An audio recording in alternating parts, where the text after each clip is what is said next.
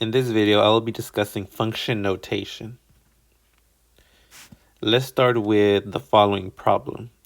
On the left side, you guys are used to seeing y equals an equation in this format, y equals 2x minus 1. So if I ask you guys to find the y value whenever x is 5, all you would do is you would substitute. So let's find the y value. So y would equal 2 times 5 minus 1. Again, I substituted the 5 where I saw an x in my equation. So let's find the y value. 2 times 5 is 10, minus 1 equals 9. So the y value, whenever x is 5, is 9. Now let's find the y value whenever x is 6. So again, you would replace the x with a 6, and you would do simplify Pemdas. 2 times 6 is 12, minus 1 equals 11. So whenever x is 6, the y value is 11. So the new lesson today is function notation. So this is something you guys have to memorize. Instead of seeing y, you guys will now start seeing f of x. And f of x is the exact same thing as saying y. And again, this notation is read as f of x. That's how you read that. So f of x is the same thing as saying y. So if you look at the equation on the left side, you have y equals. On the right side, you have f of x equals. So we have f of x equals 2x minus 1. And we are going to do the exact same thing we did on the left side. We are going to find the y value whenever x is negative 7. So what we're going to do is we're going to substitute negative 7 every time we see an x.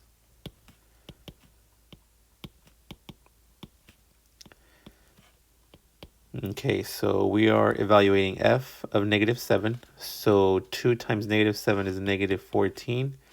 Bring down the minus 1. Negative 14 minus 1 is negative 15. And bring down your f of negative 7. Okay, so this is the exact same thing we did on the left side. So here's what I mean by that.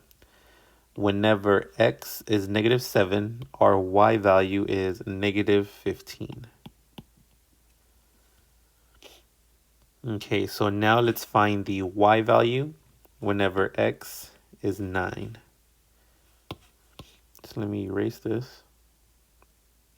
So we're going to evaluate our function at f of 9. So f of 9 will be 2 times 9 minus 1.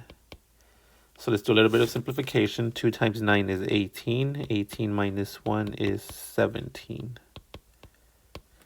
So again,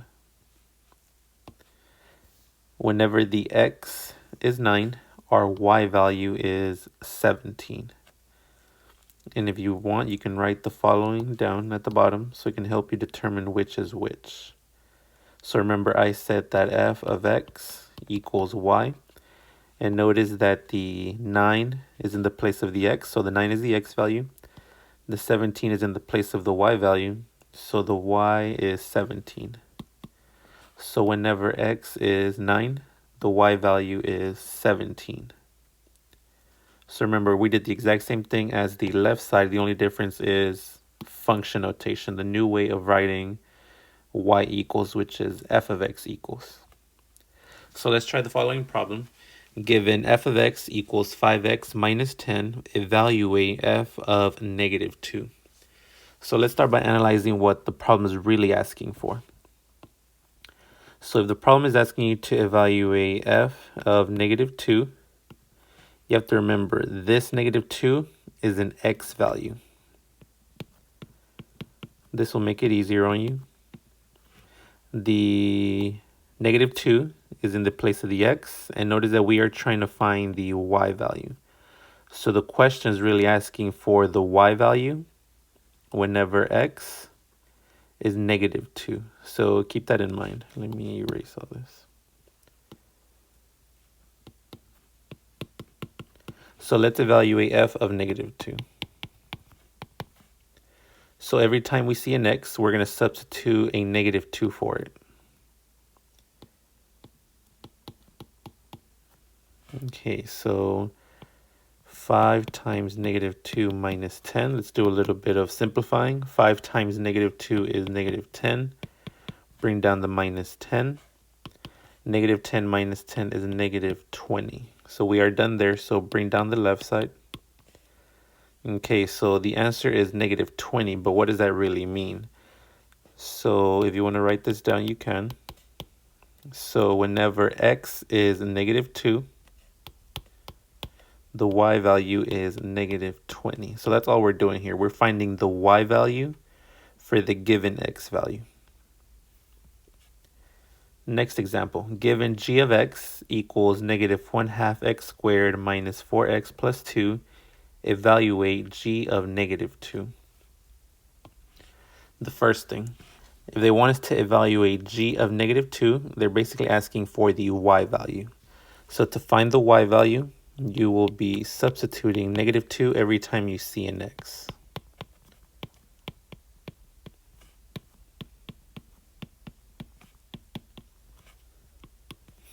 So in order to simplify the right side, we have to use Pemdas. So P is for parenthesis. There's nothing inside the parenthesis that needs simplification, so we move on. E is for exponent. So negative 2 squared. Negative 2 squared means negative 2 times negative 2. So negative 2 squared is positive 4. So bring down your negative 1/2. Bring down your 4 in parentheses. Bring everything else down. Then we're going to multiply and divide from left to right. So negative 1/2 times 4, that gives you negative 2. Negative 4 times negative 2 gives you a positive 8. And then you're going to bring down that plus 2. And finally, we're going to add and subtract from left to right. So negative 2 plus 8 is 6. Bring down that plus 2. 6 plus 2 is 8. So we are done with the problem. So bring down the left side. So here's our final answer. But what does that really mean? So remember, this 2 is an x value. So whenever x is negative 2, the y value is 8. That's what the answer represents. The next example, h of x equals negative 2x squared minus 3x minus 1, and we are asked to evaluate h of negative 1. In other words, find the y value whenever x is negative 1. So we're trying to find the y value to that order pair. So let's find it by substituting negative 1 for x.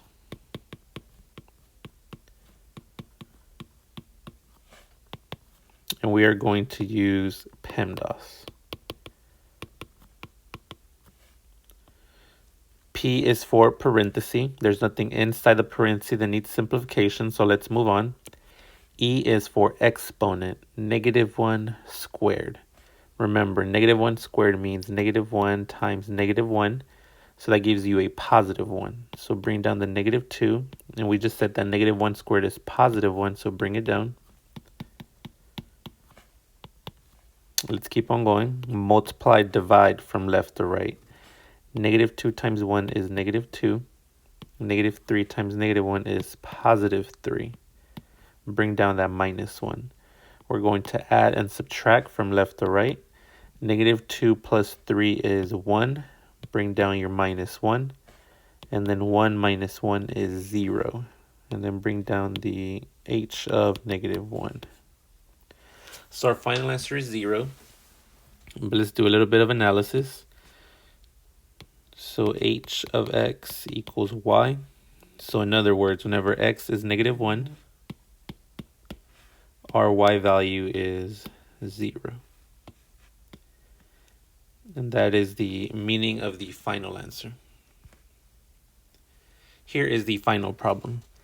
If f of 2 equals 10 and f of 10 equals 7, what is the value of y whenever x is 10? So this problem requires no calculation, but you have to know what function notation is and what it implies. So for example, The first given information was f of 2 equals 10. So what you have to realize here is that they gave you an order pair. They gave you that whenever x is 2, the y value is 10. The second part of the problem that was given was f of 10 equals 7. In other words, they gave you a second order pair, and that order pair is 10, comma 7. Now let's answer the question. What is the value of y whenever x is 10? So whenever x is 10, the y value is 7. So our final answer here is 7. So that was the end of the video. Do like, comment down below, make sure you subscribe to the channel, and then comment what future topics you want to see me discuss on this channel.